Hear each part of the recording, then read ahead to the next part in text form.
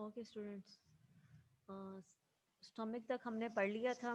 Next हमने पढ़ना है स्मॉल इंटेस्टाइन।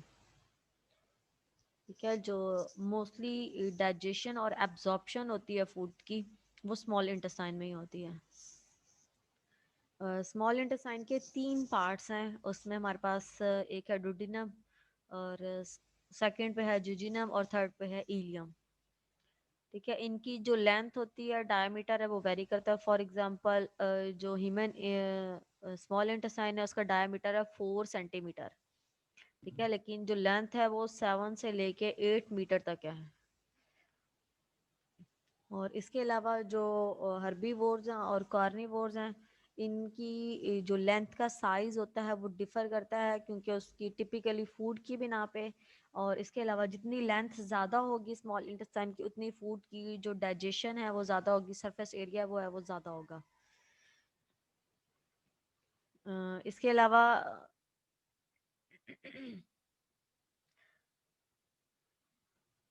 जो स्मॉल इंटेस्टाइन है वहाँ पे फिंगर लाइक सर्कुलर फोल्ड्स मौजूद होते हैं, जिसको कि फिंगर लाइक प्रोजेक्शंस जिसे कहते हैं, फोल्डेड होती हैं, उसे कहते हैं विलाई। ठीक है, और ये प्रोजेक्ट करते हैं from each square centimetre of mucosa. ठीक है, जो म्यूकोसा होता है उससे जो है ये प्रोजेक्ट करती हैं, और ये इसका जो डिस्टेंस होता है वो स्क्वायर सेंटीमीटर में होता है। इसके अलावा जो यही विलाई जो है वो नेक्स्ट डिवाइड होके माइक्रो विलाई बना देते हैं, जो कि विलाई की सरफेस पे मौजूद होते हैं। ये सर्कुलर फोल्ड्स होते हैं। इसके अलावा जो ये किससे मिलके बने होते हैं, ये कोलेमुलर एपिथेलियल जो सेल्स होते हैं, ये मिलके विलाई बनाते हैं। और इसके अलावा जो ह्यूमन स्मॉल इंटेस्टाइन है, उसमें जो टोटल सरफेस एरिया है वो तकरीबन जो है वो 300 स्क्वायर मीटर जो है वो इसका साइज होता है ओवरऑल स्मॉल इंटेस्टाइन का।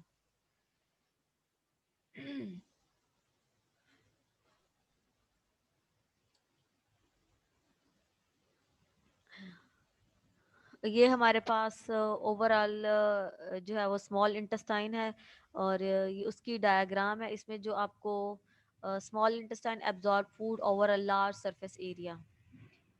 ठीक है, और जो स्मॉल इंटेस्टाइन में जो विलाई और ये माइक्रो विलाई होते हैं, ये एब्जॉर्प्शन के लिए होते हैं। जो इसमें से यूजफुल मटेरियल है उसमें हम पढ़ेंगे हमारे पास कि कौन कौन से मटेरियल्स हैं जो कि एब्जॉर्ब कर लिए जाते हैं स्मॉल इंटेस्टाइन से। The lining of the intestine has many circular folds. ठीक है, और finger like line in the intestine.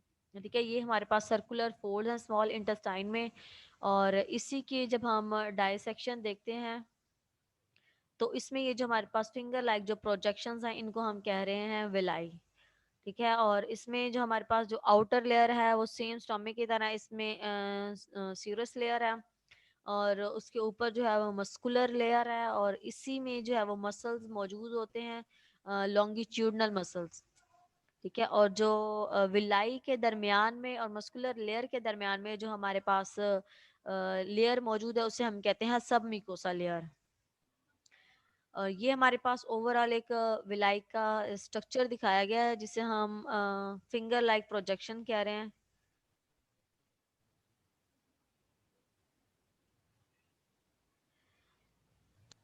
इसमें ये हमारे पास ये जो सिंपल क्लेमुलर जो एपिथेलियल सेल्स हैं, उनसे ये मिलके जो है वो विलाई बना होता है। ठीक है, इसमें जो है हमारे पास लेक्टियल हैं, जो कि लिम्फेटिक जो सिस्टम होता है उसमें जो वेसल्स होती हैं स्मॉल इंटेस्टाइन में, उनको लिम्फेटिक कहते हैं, उनको लेक्टियल कहते हैं। और इनका बेसिकली ये काम होता है, जो फैट डाइजेशन होती है वो इन्होंने करवानी होती है लेक्टियल्स ने। और इसके अलावा ब्लड कैपिलरीज नेटवर्क हैं, जो कि लेक्टियल के जो है वो इर्द गिर्द मौजूद हैं। और जो विलाई है वो हमारे पास जो सिंपल क्लेमुलर एपिथेलियल, जो क्लेमुलर है ये इनकी एपिथेलियल जो सेल्स होते हैं उनकी टाइप्स है। ये अब आपने ओवरऑल स्ट्रक्चर देखा, इसमें मैं अब आपको,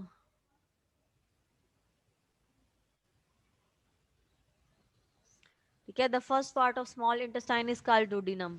ठीक है, अब उसमें जो है वो प्राइमरीली जो डाइजेशन होती है, जो मोस्टली डाइजेशन होती है वो डुodenum में होती है।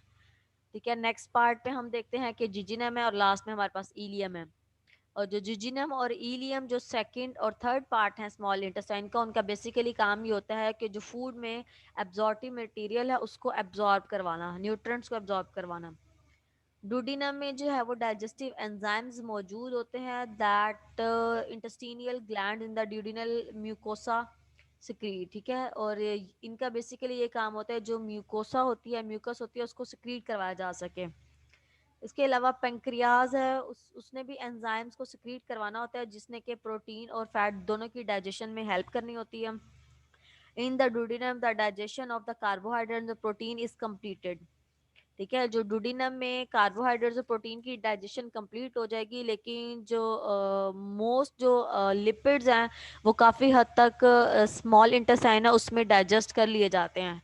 लेकिन कुछ पार्ट्स जो रिमेन है वो फिर भी रह जाता है लिपिड्स का, लेकिन जो प्रोटीन्स और कार्बोहाइड्रेट्स हैं उनकी कंप्लीटली डाइजेशन हो जाती है, उसका कोई भी रिमेनिंग पार्ट जो है वो नेक्स्ट फूड में ऐड नहीं होता, ठीक है। और जुजिनम और इलियम का ये बेसिकली काम होता है the end products of digestion, उसमें से जो न्यूट्रिएंट्स जो एब्जॉर्ब करवाने होते हैं उसमें से जो है वो अमाइनो एसिड्स है, सिंपल शुगर्स हैं, फैटी एसिड्स है, ग्लिसरोल्स हैं, न्यूक्लियोटाइड्स और वाटर।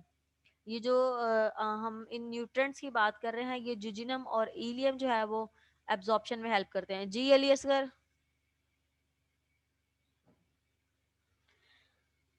इसके अलावा जो एब्जॉर्प्शन होती है वो एक्टिव ट्रांसपोर्ट के थ्रू होती है, और इसमें जो पंप मौजूद होता है जो यूटिलाइज होता है उसे हम सोडियम डिपेंडेंट एटीपीएस पंप कहते हैं। एक्टिव ट्रांसपोर्ट में आप लोग जानते हैं कि अगेंस्ट द कंसंट्रेशन ग्रेडियंट जो है वो मॉलिक्यूल्स मूव करते हैं, और अगेंस्ट द जब कंसंट्रेशन ग्रेडियंट के मूव करेंगे तो उसमें जो एनर्जी होती है वो चाहिए होती है, ठीक है। एनर्जी यूटिलाइज नहीं होती, उसमें एनर्जी की रिक्वायरमेंट जो है वो चाहिए होगी, और यही जो शुगर्स और अमाइनो एसिड्स हैं ये एब्जॉर्ब किए जाएंगे कैपिलरीज में। जो अभी हमने विलाई में पढ़ा था कि जो ब्लड कैपिलरीज का नेटवर्क लैक्टियल के इर्द गिर्द मौजूद है, शुगर्स और अमाइनो एसिड्स उन ब्लड कैपिलरीज में एब्जॉर्ब कर लिए जाएंगे। लेकिन जो हम फ्री फैटी एसिड्स की बात करते हैं जिनको हम लिपिड्स भी कहते हैं, ये कहाँ पे एंटर करेंगे? जो एपिथेलियल सेल्स हैं विलाई के जो हमने पढ़े थे, सिंपल क्लेमुलर एपिथेलियम, उनमें ये एंटर हो जाएंगे, ठीक है, और कंबाइन करेंगे ग्लिसरोल के साथ, ठीक है। आपको पता है कि जब फैटी एसिड और ग्लिसरोल आपस में कंबाइन करते हैं तो ये ट्राइग्लिसराइड्स बनाते हैं। आवाज नहीं आ रही मेरी आप सबको? आ रही मैम। आ रही है, क्लियर आ रही है आवाज। अली आप दोबारा से कनेक्ट करो। ओके। इसमें जब ये ट्राइग्लिसराइड्स मौजूद हो जाएंगे कंबाइन करके फैटी एसिड और ग्लिसरोल से बनेंगे, तो इनका ये काम क्या होगा? आर कोटेड विद प्रोटीन्स, ठीक है। ये प्रोटीन्स के साथ कोट करके स्मॉल ड्रॉपलेट्स बना देंगे जिसको हम कहेंगे काइलोमाइक्रोन्स। और इन्हीं ये इनको ये एक लिपिड का ही स्ट्रक्चर होगा, और इन्होंने एंटर क्या करना होगा? लैक्टियल्स में। लैक्टियल्स का भी मैंने आपको बताया कि जो ब्लड कैपिलरीज होती हैं उनके जो सेंटर में लैक्टियल्स मौजूद होते हैं, ये लिम्फेटिक जो सिस्टम होता है उसकी वेसल्स हैं, ठीक है। और ये लैक्टियल्स जो हैं वो मोस्टली स्मॉल इंटेस्टाइन में मौजूद होती हैं फैट की डाइजेशन के लिए। From the lacteals, chylomicron move into the lymphatic and eventually into the bloodstream for transport throughout the body, ठीक है। लिम्फेटिक से होके ये ब्लड स्ट्रीम में चले जाएंगे और इसके बाद ये थ्रू आउट द बॉडी जो है वो उसमें मूव कर जाएंगे। इसके बाद हम यहाँ पे बात करते हैं कि जो स्मॉल इंटेस्टाइन है वो अप्रोक्सीमेट जो 9 लीटर जो पानी है उसको पर डे जो है वो एब्जॉर्ब करती है, ठीक है। और जो रिमेनिंग जो पार्ट है वाटर का, जो डाइजेस्ट किया जाता है, एब्जॉर्ब किया जाता है, वो लार्ज इंटेस्टाइन से किया जाता है। जो फर्ज करें कि जो 10 लीटर अगर पानी की एब्जॉर्प्शन करवानी है तो उसमें से जो 9 लीटर है पर डे में वो स्मॉल इंटेस्टाइन करवाएगी, और जो 1 लीटर रह जाएगा वो लार्ज इंटेस्टाइन करवाएगी। यहाँ तक आपका कोई क्वेश्चन? No ma'am. जी ओके मैम। जी मैम स्मॉल इंटेस्टाइन में वाटर और मिनरल्स की अब्जॉर्बिंग के लिए कौन से सेल्स हैं स्मॉल इंटेस्टाइन में जो अब्जॉर्ब करेंगे, अब्जॉर्बिंग में हेल्प करेंगे? इसमें सेल्स मौजूद नहीं होते, इसमें जो कैपिलरीज हैं हम इसकी बात कर रहे हैं, ये हमारे पास हैं। ब्लड कैपिलरीज नेटवर्क है, ठीक है। ये मोस्टली जो शुगर्स और अमाइनो एसिड्स हैं उनको हेल्प करते हैं एब्जॉर्ब करने में, ठीक है। जब फैटी एसिड और ग्लिसरोल्स की लिपिड मटेरियल की जब हम बात करते हैं तो उसकी न्यूट्रेंट की एब्जॉर्प्शन में जो हमारे पास लैक्टियल्स जो है वो लिम्फेटिक सिस्टम की जो वेसल्स मौजूद हैं वो इसमें हेल्प करती हैं, ठीक है। और जो हमारे पास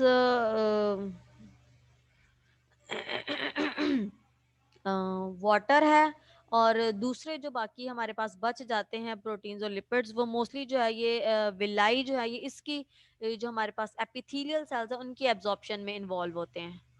इनका जितना सरफेस एरिया ज्यादा होता है उतनी एब्जॉर्प्शन ज्यादा होगी, ठीक है। और मोस्टली जो एब्जॉर्प्शन होती है फूड की वो ज्यादातर जो है वो स्मॉल इंटेस्टाइन में मौजूद होती है। मैम ये ठीक है जस्ट मैम। लाइक वही नेफ्रॉन तरह ही अब्जॉर्प्शन होती है ना इनमें, जस्ट लाइक नेफ्रॉन तरह। जी, सेम नेफ्रॉन की तरह ही इसमें होती है। जो यूजफुल मटेरियल होता है, जैसे फिल्ट्रेशन की जाती है कि फूड को जो है वो डिफरेंट पार्ट से नेफ्रॉन में जब आप बात करते हैं तो उसमें से गुजार के उसकी डिफरेंट जगह पे अल्ट्रा फिल्ट्रेशन होती है, फिर सिलेक्शन होती है, फिर रीअब्जॉर्प्शन होती है। सेम इसी तरह से जो यूजफुल मटेरियल है फूड का एंड तक जो है वो उसको एब्जॉर्ब कर लिया जाए बॉडी में, ताकि वो दोबारा जी से मैम। बॉडी में ही यूटिलाइज किया जा सके, और जो वेस्ट मटेरियल है जो बॉडी के लिए यूजफुल नहीं है उसको रिलीज किया जाए बॉडी से बाहर, ठीक है।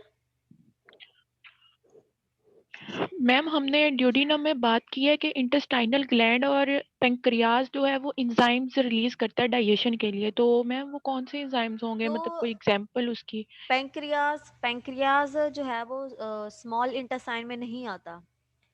जो लीवर है और पैंक्रियाज है मैम हमने ड्यूodenum में बात की है ना कि mucosa contain many intestinal gland and gland जो होते हैं वो एंजाइम रिलीज करते हैं, और पेंक्रियाज जो होता है वो अदर एंजाइम्स को सिक्रीट करता है। जी जी, इसमें जब हम स्मॉल इंटेस्टाइन की हाँ जी, बात करते हैं तो तो उसमें हमारे कोई एग्जाम की कोई मैं एंजाइम्स की कोई मैं एग्जांपल? बताती हूँ। जो हम स्मॉल इंटेस्टाइन की बात करते हैं उसमें हमारे पास जस्ट जो है वो तीन पार्ट्स हैं, डुडिनम है, जुजिनम है और इलियम है, ठीक है। और जो लीवर है और पैंक्रियाज है ये हमारे पास जो है ये स्मॉल इंटेस्टाइन में ही ना आते हैं और ना ही लार्ज इंटेस्टाइन में आते हैं, ठीक है। ये अलग से जो है वो ऑर्गन्स मौजूद हैं, ये ग्लैंड है, ठीक है। जो पैंक्रियाज की हम बात करते हैं तो ये एक्सोक्राइन और एंडोक्राइन दोनों फंक्शंस परफॉर्म करता है, ठीक है। पैंक्रियाज में ये सेम इसी तरह से जैसे ओरल कैविटी की बात करते हैं तो उसमें अमाइलेज प्रोड्यूस किया जाता है, जिसको अमाइलेज कहते हैं, जो कि कार्बोहाइड्रेट की डाइजेशन करवाता है, ठीक है। पैंक्रियाज में जब हम बात करते हैं कार्बोहाइड्रेट की डाइजेशन के लिए वो पैंक्रियाटिक अमाइलेज मौजूद होता है जिसको अमाइलोप्सिन भी कहते हैं। और सेम इसी तरह से जो फैट की डाइजेशन के लिए जो मौजूद होता है उसे लाइपेज कहते हैं, ठीक है। और इनका बेसिकली ये काम होता है जो फैट्स होती हैं उनको एब्जॉर्ब किया जाए, उनको जो है वो पीसेस में कन्वर्ट किया जाए और उसको जो है वो फुली जो है वो एब्जॉर्ब डाइजेस्ट कर लिया जाए।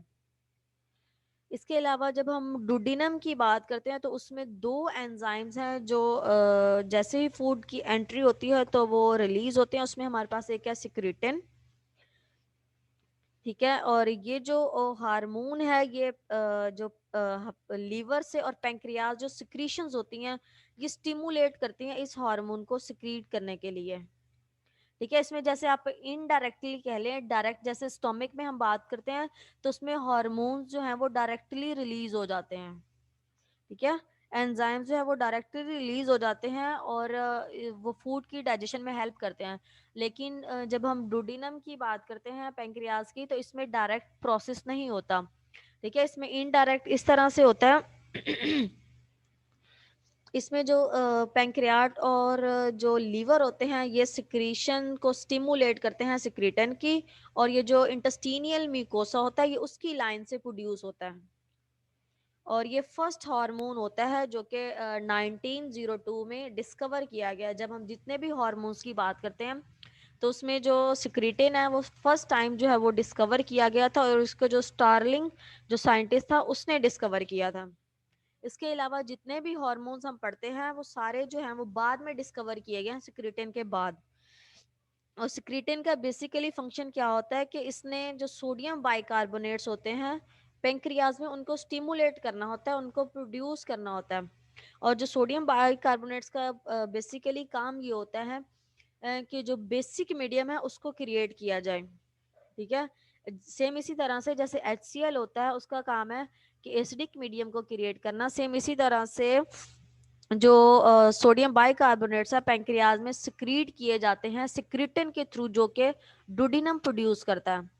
और सिक्रीटिन का एक काम ये भी होता है, जो गैस्ट्रिन हमने पढ़ा था जो स्टमक में प्रोड्यूस हुआ उसको इनहिबिट किया जाए, ताकि जो स्टमक की वॉल से जो सिक्रीशंस हो रही हैं उसको जब गैस्ट्रिन इनहिबिट होगा तो जो स्टमक की वॉल से सिक्रीशंस होंगी वो रुक जाएंगी। ठीक है, क्योंकि फूड जो है वो स्टमक से स्मॉल इंटेस्टाइन में पास हो गई है, वहां पे अब सिक्रीशंस का कोई काम नहीं है। तो यही जो सिक्रीटिन होता है ये गैस्ट्रिन को इनहिबिट कर देता है। क्लियर है? Yes ma'am. ओके।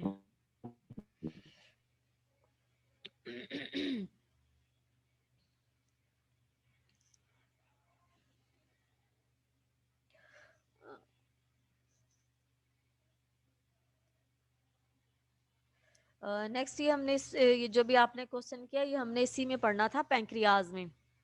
पैंक्रियाज का जो रोल होता है वो एज ए एंडोक्राइन और एक्सोक्राइन दोनों मौजूद होता है। ठीक है, ये दोनों के रिस्पांस में जो है जो एंजाइम्स होते हैं उनको सिक्रीट करवाता है। फॉर एग्जांपल एक्सोक्राइन जो सेल्स होते हैं इन पैंक्रियाज वो सिक्रीट करवाएंगे डाइजेस्टिव एंजाइम्स को इनटू द पैंक्रियाटिक डक्ट। ठीक है, और पैंक्रियाटिक डक्ट के थ्रू ये मर्ज करके हेपेटिक डक्ट के साथ कंबाइन करके ये क्या बनाएगा, कॉमन बाइल बनाएगा। ठीक है, जब हम लीवर की बात करते हैं तो लीवर का काम ये होता है कि उसने बाइल को सिक्रीट करना होता है, और ये जो बाइल होती है ये टेम्परेरी जो है वो स्टोर्ड होती है गाल ब्लैडर में। और इसी ने ये जो बाइल डक्ट होती है इसने फिर एंटर करना होता है डुडिनम में। जैसे अभी मैंने आपको बताया कि स्टोमिक की तरह इसमें डायरेक्ट जो है वो सिक्रीशंस नहीं होती, इसमें इनडायरेक्ट होती हैं। ठीक है, जो डक्ट होती है वो डुडिनम में एंटर की जाती है ताकि जो सिक्रीशंस है डुडिनम पे अपना वर्क परफॉर्म कर सकें। लार्ज इंटेस्टाइन भी पढ़ते हैं।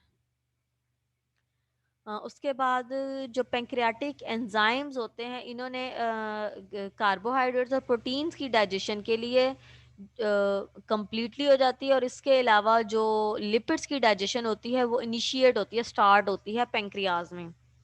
और ट्रिप्सिन की हम बात करते हैं, ट्रिप्सिन जो है वो हमारे पास एक्टिव फॉर्म है सेम इसी तरह से जैसे ट्रिप्सिनोजिन है। ठीक है, ट्रिप्सिनोजिन जो है वो हमारे पास इनएक्टिव फॉर्म है, सेम लाइक जैसे हमारे पास स्टोमिक में हमने पढ़ा था पेप्सिनोजिन। ठीक है, ट्रिप्सिनोजिन इनएक्टिव है और ये ट्रिप्सिन में कन्वर्ट होगी। और ट्रिप्सिन में ये कन्वर्ट किस तरह से होगी, एंट्रोकाइनेज एंजाइम होता है वो इसको कन्वर्ट करता है ट्रिप्सिन में। और यही जो ट्रिप्सिन है इसने आगे डाइजेस्ट करना होता है प्रोटीन्स को स्मॉल पेप्टाइड्स और इंडिविजुअल अमाइनो एसिड्स में। ठीक है, ये जो प्रोटीन्स होती हैं इसको स्मॉल कर लिया जाता है, फिर इंडिविजुअल जो अमाइनो एसिड जो है वो बेसिक यूनिट है प्रोटीन्स का। और जब हम लाइपेजेस की बात करते हैं, इन्होंने जो हमने ट्राइग्लिसराइड्स बने थे जो हमने फैटी एसिड्स और ग्लिसरोल्स के कॉम्बिनेशन से बनाए थे लैक्टियल में, तो ये ट्राइग्लिसराइड्स होते हैं उसको स्प्लिट करके उनको तोड़ देते हैं दोबारा से और उनको एब्जॉर्ब कर लिया जाता है। ठीक है, ग्लिसरॉल फैटी एसिड्स में चेंज किया जाता है। और जो पैंक्रियाटिक अमाइलेज होता है इसका ये काम होता है कि जो कार्बोहाइड्रेट्स हैं उनकी डाइजेशन करना। कार्बोहाइड्रेट्स में जो हम सबसे कॉम्प्लेक्स फॉर्म पढ़ते हैं वो हमारे पास है पॉलीसैकेराइड्स। जब पॉलीसैकेराइड्स को हम ब्रेक करते हैं तो हमारे पास डाइसैकेराइड्स, ओलिगोसैकेराइड्स और मोनोसैकेराइड्स प्रोड्यूस होते हैं। ठीक है, तो इस तरह से ये जो लाइपेज जो है वो लिपिड्स की डाइजेशन में, अमाइलेज जो है वो कार्बोहाइड्रेट्स की डाइजेशन में, और इसके अलावा प्रोटीन्स में हम यहाँ पे बात करते हैं डाइजेशन में ट्रिप्सिन की, जबकि स्टोमिक में हम बात करते हैं पेप्सिन की। ठीक है,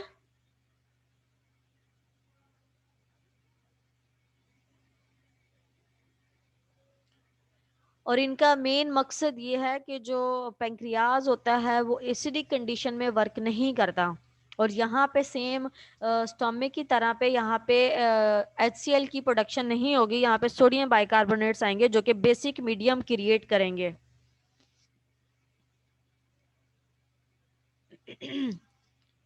क्लियर है आपको यहाँ तक?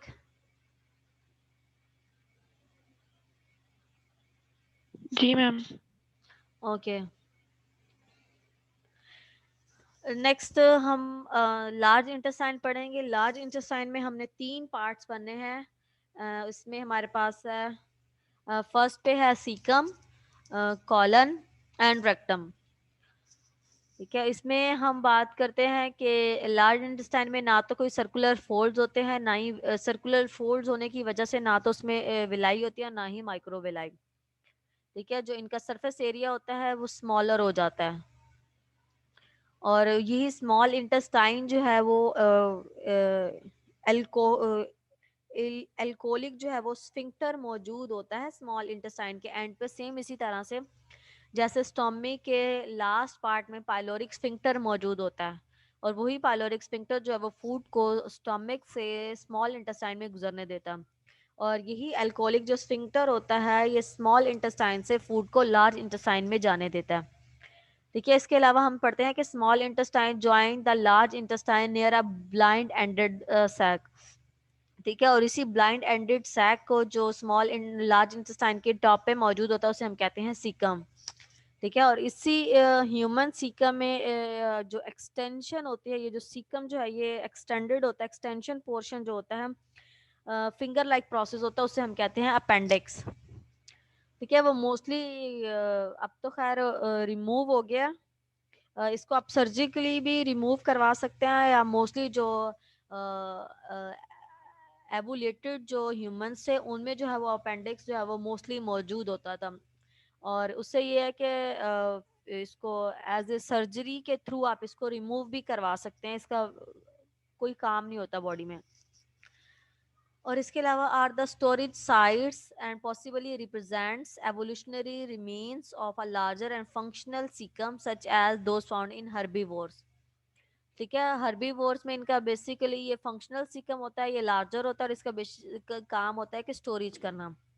The appendix contain the abundance of lymphoid tissue and may function as a part of immune system। ठीक है, इनमें lymphoid tissues होते हैं, और lymphoid tissue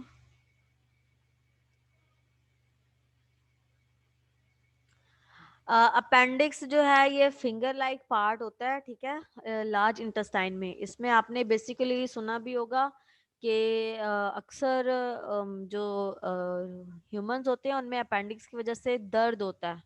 ठीक है, पेन होती है, जिसकी वजह से जो डॉक्टर्स होते हैं यही रिकमेंड करते हैं कि इसको ऑपरेशन करके इसको जो पार्ट होता है इसको बाहर रिमूव कर दिया जाए। ठीक है, जब हर्बीवोर्स की हम बात करते हैं, हर्बीवोर्स में ये अपेंडिक्स जरूरी इसलिए होता है कि इनमें ये स्टोरेज साइट्स होती हैं, और ये सीकम का जो फंक्शनल पार्ट होता है। ठीक है, और इसके अलावा इसमें लिम्फाइड टिश्यूज भी होते हैं, और यही लिम्फाइड टिश्यूज जो हैं वो इम्यून सिस्टम में लिम्फेटिक सिस्टम के थ्रू इम्यून सिस्टम का पार्ट बन जाते हैं, जो कि हमें डिफेंस मैकेनिज्म में हेल्प करते हैं। ठीक है, किसी भी फॉरेन जो पार्टिकल है उसके अटैक से हमें बचाते हैं।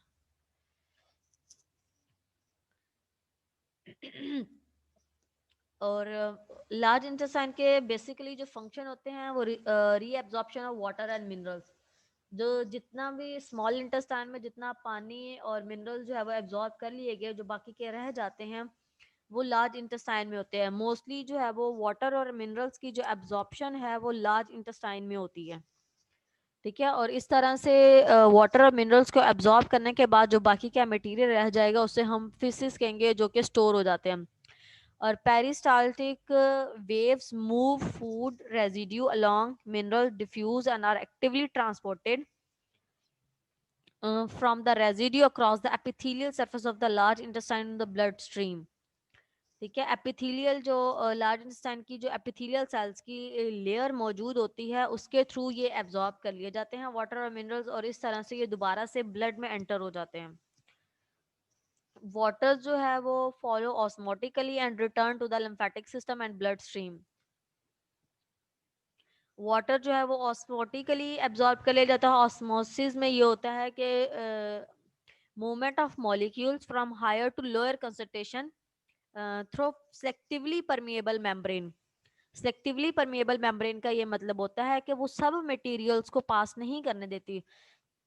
फॉर एग्जांपल मिनरल्स की बात करते हैं या शुगर्स और अमाइनो एसिड्स की बात करते हैं तो वो जस्ट वाटर को अलाउ करेगी और बाकी जितनी भी मटेरियल्स हैं न्यूट्रिएंट्स हैं उनको अलाउ नहीं करेगी। ठीक है, वाटर जो है ऑस्मोटिकली एपिथेलियल सेल्स में एंटर होने के बाद लिम्फेटिक सिस्टम में और उसके बाद वो ब्लड का दोबारा पार्ट बन जाता है। When water reabsorption is insufficient, ठीक है, अगर वाटर की जो एब्जॉर्प्शन की जाती है वो इनसफिशिएंट हो जाती है तो डायरिया जो है वो रिजल्ट होता है। ठीक है, डायरिया जो है वो मोस्टली इसलिए होता है जो वाटर की रीअब्जॉर्प्शन जो है वो इनसफिशिएंट हो जाती है। और एज कंपेयर टू जब हम कॉन्स्टिपेशन की बात करते हैं तो उसमें जो है वो वाटर की एब्जॉर्प्शन जो है वो एक्सेसिव हो जाती है एज कंपेयर टू डायरिया के। ठीक है, जो डायरिया में और कॉन्स्टिपेशन में डिफरेंस ये याद रखना है कि जो जितना भी जो वाटर होता है उसकी एक्सेसिव जो एब्जॉर्प्शन होती है उससे कॉन्स्टिपेशन कहते हैं। और डायरिया में ये होता है कि जो वाटर की रीएब्जॉर्प्शन होती है वो इनसफिशिएंट होती है। इसके अलावा many bacteria and fungi exist symbiotically in the large intestine. Symbiotically का मकसद ये होता है कि वो उसको जो लार्ज इंटेस्टाइन है उसमें रहते हैं, उससे फायदा लेते हैं, लेकिन ना तो उसे कोई फायदा देते हैं लार्ज इंटेस्टाइन को, ना ही उसे नुकसान पहुंचाते हैं। ठीक है, और इसके अलावा they feed on the food residue, और यही जो बैक्टीरिया और फंजाई होते हैं ये जो फूड का रेजिड्यू होता है उस पर फीड करते हैं and further break down its organic molecules to waste products. ठीक है, ये वेस्ट प्रोडक्ट्स जो है उसमें बनाने में हेल्प करते हैं। इसके अलावा वाइटामिन ये अमाइनो एसिड्स को सिक्रीट करते हैं और विटामिन के को सिक्रीट करते हैं। ये जो बैक्टीरिया और फंजाई होते हैं इनका बेसिकली ये काम होता है कि अमाइनो एसिड्स और विटामिन जो के है उसको सिक्रीट किया जाए।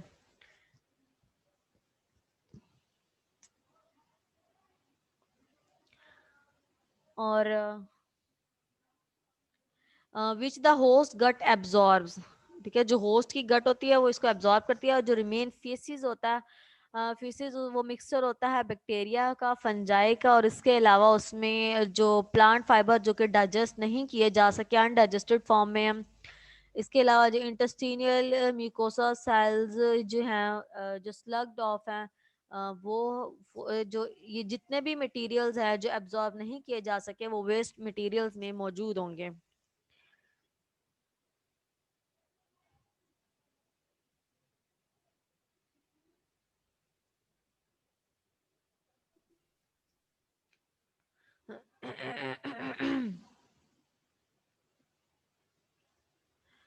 ये आज हमने जितना भी किया उसमें स्मॉल इंटेस्टाइन, लार्ज इंटेस्टाइन और जितना भी human digestive system secrete overall discuss किया ये वो था। और इसके बाद जो फूड होती है, जो फीसिस जो होते हैं वो रेक्टम है उसमें टेम्परेरी जो है वो स्टोर कर लिए जाते हैं। और इसके अलावा जब नॉर्मल कंडीशंस होती है रेक्टम फिल हो जाता है तो उसके बाद फीसिस जो है वो बॉडी से बाहर रिमूव कर दिए जाते हैं। ठीक है, ये ओवरऑल फ्लो चार्ट है कि माउथ में, इसोफिगस में और स्लाइवरी ग्लैंड्स हैं उनका बेसिकली एंजाइम्स कौन से सिक्रीट करते हैं, सिक्रीशन क्या करते हैं, उसके अलावा उनके फंक्शंस क्या हैं। ये ओवरऑल जो हमने अभी तक किया ये उसके सारे फंक्शंस हैं। और एट द एंड हम जो लीवर है वो हमारा पार्ट रह गया क्योंकि वो इस प्रोसेस में नहीं है। इसमें लीवर का बेसिकली काम ये होता है, ये एक लार्जेस्ट इंटरनल ऑर्गन है, ठीक है, जो कि मेमेलियन बॉडी में पाया जाता है और डायाफ्राम जो है उसके नीचे पाया जाता है। और इसमें जो सेल्स मौजूद होते हैं उसको हम कहते हैं हेपेटोसाइट्स, और लीवर की लोकेशन की बिना पे उनको हम हेपेटोसाइट्स कहते हैं। और जितने भी न्यूट्रिएंट्स होते हैं ये एब्जॉर्ब कर लेते हैं इंटेस्टाइन से और इसको रिलीज कर देते हैं ब्लड स्ट्रीम में, और इस तरह से वो दोबारा जो है वो बॉडी का पार्ट्स बन जाते हैं। Hepatocytes also manufacture the blood protein. Blood protein ये प्रोथ्रोम्बिन और एल्ब्यूमिन ये दोनों को प्रोड्यूस करता है, और जो प्रोथ्रोम्बिन है आपको ये पता है कि ये बेसिकली जो ब्लड क्लॉटिंग फैक्टर्स है ये उनमें मौजूद होता है, क्लॉटिंग में हेल्प करती है। बाइल की जो बाइल होती है वो लीवर से सिक्रीट की जाती है और ये टेम्परेरी स्टोर्ड होती है गाल ब्लैडर में, ठीक है। और इसके बाद ये बाइल डक्ट के थ्रू जो है वो डुोडेनम में रिलीज की जाती है, और इसी में बाइल जो है वो बाइल पिगमेंट्स भी होते हैं और बाइल सॉल्ट्स भी मौजूद होते हैं। इस बाइल में कोई एंजाइम्स मौजूद नहीं होता, ठीक है। ये जो ग्रीन कलर होता है बाइल का वो मोस्टली जो है वो बाइल पिगमेंट्स की वजह से होता है, और जो बाइल साल्ट्स होते हैं ये फैट्स की जो अमल्सिफिकेशन होती है, फैट्स की जो स्प्लिटिंग होती है उसमें हेल्प करते हैं, ठीक है, और उसको ब्रेक करके स्मॉल ग्लोब्यूल्स में चेंज कर देते हैं। और इस तरह लिपिड्स के डाइजेशन के लिए जो है वो लाइपेज मौजूद होते हैं लीवर में। लीवर के जो बेसिकली हमारे पास जो फंक्शंस है metabolically, removal of amino acids from organic compounds, ठीक है। जो ऑर्गेनिक कंपाउंड्स होते हैं उसमें से अमाइनो एसिड्स को रिमूव कर लिया जाता है, और इसके अलावा यूरिया फॉर्मेशन जो होती है प्रोटीन से होती है, और इसके अलावा conversion of excess amino acids into urea. जो बॉडी में एक्सेस अमाइनो एसिड्स मौजूद होते हैं उनको यूरिया में कन्वर्ट किया जाता है, और यूरिया में कन्वर्ट करने के बाद उसको बॉडी से बाहर जो as a waste product release कर दिया जाता है, और जब उसको बॉडी से बाहर रिलीज किया जाएगा to decrease the body levels of ammonia, ठीक है। आपको पता है कि जो अमोनिया जो है वो टॉक्सिक सब्सटेंस है एज कम्पेयर टू यूरिया के, ठीक है। तो इसीलिए जो अमोनिया को है वो यूरिया में कन्वर्ट किया जाता है ताकि जो लीवर की जो टॉक्सिसिटी है वो जो है वो क्रिएट ना हो, ठीक है। और ये जो सिक्रीशन होती है ये जो किडनीज जो होते हैं इसमें मेन रोल प्ले करते हैं सिक्रीशन में।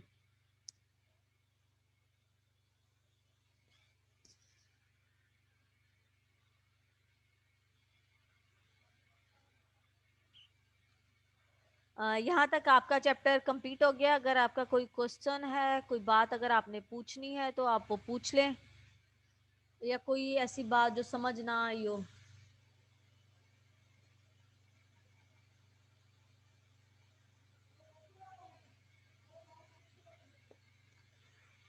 मेरी आवाज आ रही है सबको? कोई ऐसा क्वेश्चन अगर किसी को समझ ना आई हो, कोई बात, तो पूछ लें आप।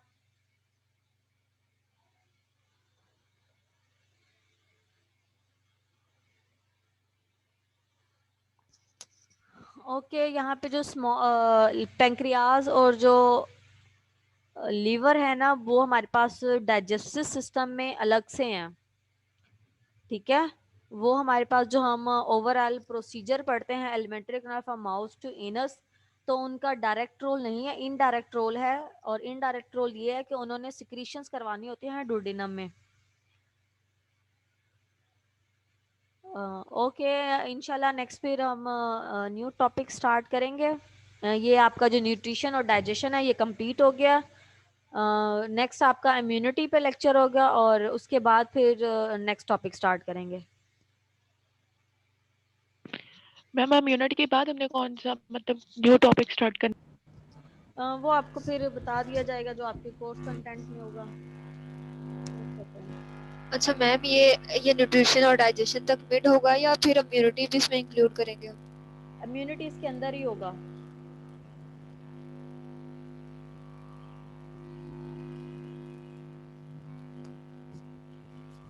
ज्यादा नहीं हो जाएगा? ये काफी लेंथी हो गया है फिर तो। देख लेंगे जब आपके मिड बहुत स्टार्ट होंगे लेंथी। तो देख लेंगे कि क्या इंक्लूड करना है क्या एक्सक्लूड करना है।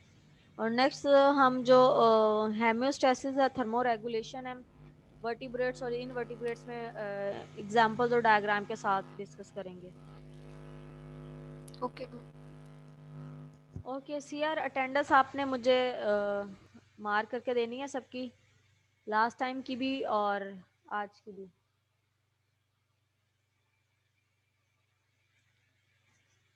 ओके, अल्लाह हाफिज।